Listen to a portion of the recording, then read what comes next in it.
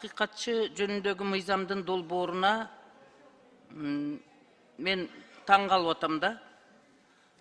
Эмне максат менен мыйзамга ушунчалык деңгээлде акыйкатчылык мүмкүнчүлүгүнө бергенге аракет жасап атасыңар? Эмне зарылчылык туулуп атат?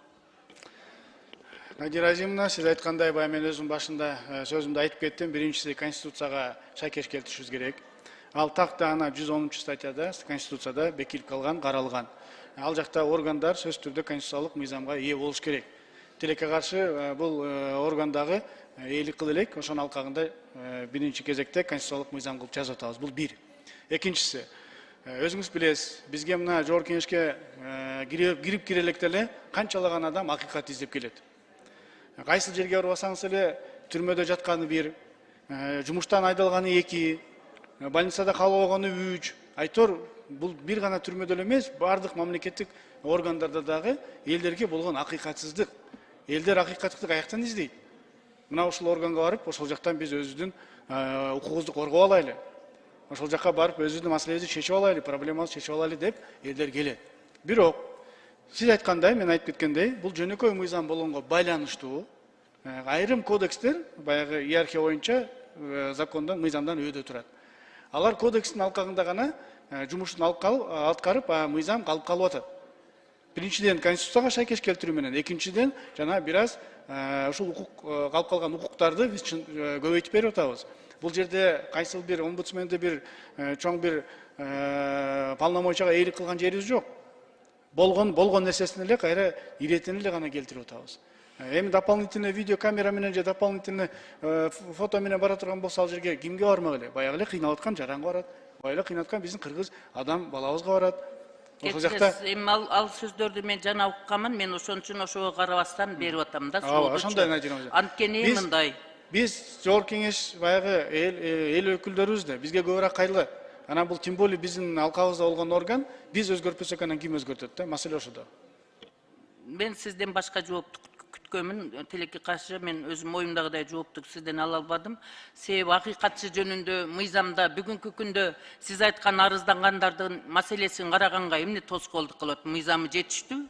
Себеби биз мына киргизген сунуштарыңарга окуп алып мен таң калдым. Ал маселелерди караганга прокуратура бар, ички иштер министрлиги бар, тергөө жүргүзгөнгө, купуя сырларды билгенге эмне зарылчылыгы бар? Буларга толук мүмкүнчүлүгү бар азыркы учурда иштеп турган мыйзамдар боюнчачы. Алар өздөрүнүн мыйзамда көрсөтүлгөн маселесини толук аткарбагандыгы үчүн биз прокуратуранын, ички иштер бөлүмдөрүнүн иштерини, жоопкерчиликтерин буларга алып беришибиз керекпи? Мен ошон үчүн прокуратура системасы менен ички иштер министрлигинен жообун уккум келет да. Ушул мыйзамда киргизилип аткан сунуштардын бардыгына силер макулсуңарбы? Жооп бергенче мен айтып коеюн, Надира Азимовна. Жарандар кайрылганда как раз таки ошол мисалы МВД менен маселе болушу мүмкүн, тергөөчү менен маселеси болушу мүмкүн.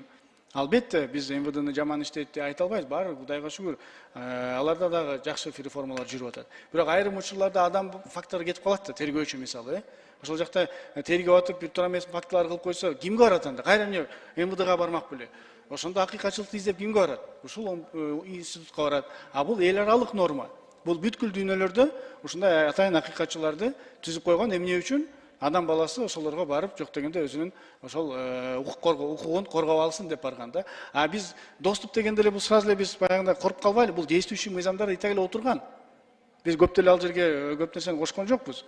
Мүмкүнчүлүк келип атат, азыр дагы кичине оңдоп кетип атабыз болгондо ошол. Мен Саламатсыздар, урматтуу прокуратура менен ички иштер министрлигинин жообун угайын. Жооп берейинби?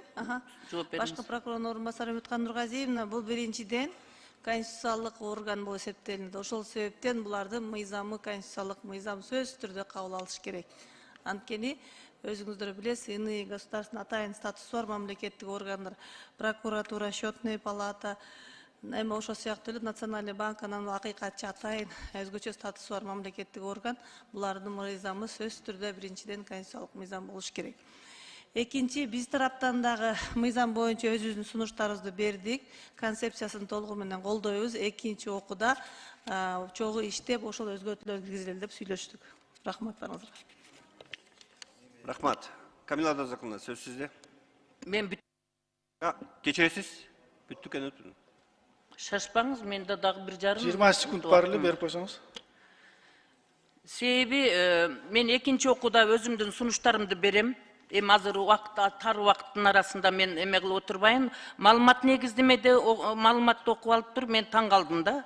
Ар жылдагы баяндама жактырылбагандыгы үчүн акыйкатчыны ыйгарым укуктарын мөөнөтүнөн мурда токтотуу, акыйкатчынын саясий күчтөргө тикелей көз карандыгын түзөт жана адам менен жаранды конституциялык укуктар коргоо боюнча укуктардын натыйжалуу аткарылышын көзөмөлдөп, ошого карата мөөнөтүнөн мурда бошотуу жагы жобону алып салуу сунушталат деп жазылып турат да. Себеби мен таң калып атам. Биз акыйкатчыны 1 жылда отчетун укканда, анын жетишерлик жумушту аткарбагандыгы үчүн, мыйзам чегинде ката кетиргендиги үчүн биз кетиргенбиз. Мурдагы Турсунбай Акунду болсо Батукаевтыгы чыгарып жибергендиги үчүн Жогорку Кеңештен караганда ошондой чечим менен бошотконбуз. Бул Жогорку Кеңештин стенограммада турат. Жанагы Атыр Абдырахматованын дагы отчетунун негизинде толук кандуу иштебей, саясатка аралашып, өзүнчө башка багытта жүргөндүгү үчүн жыйынтык менен бошотулган. Биз аны саясий көз караш менен чыгарган жерибиз жок да, бошоткон жерибиз жок да. Ошон үчүн биз бул маселеде жоопкерчилик сөзсүз түрдө Жогорку Кеңеште калыш керек. Прокуратура, эсептөө палатасы, улуттук банк сыяктуу эле бул дагы акыйкатчы Жогорку Кеңештин көзөмөлүндө болгону. Азыр эле өзүңүз оозуңуз менен айттыңыз, жалпы элдин маселесинде, элдин укугун. Надира Азимовна, сиздин таң калганыңыз эске алынды. Экинчи окууда өзгөртөбүз. Рахмат.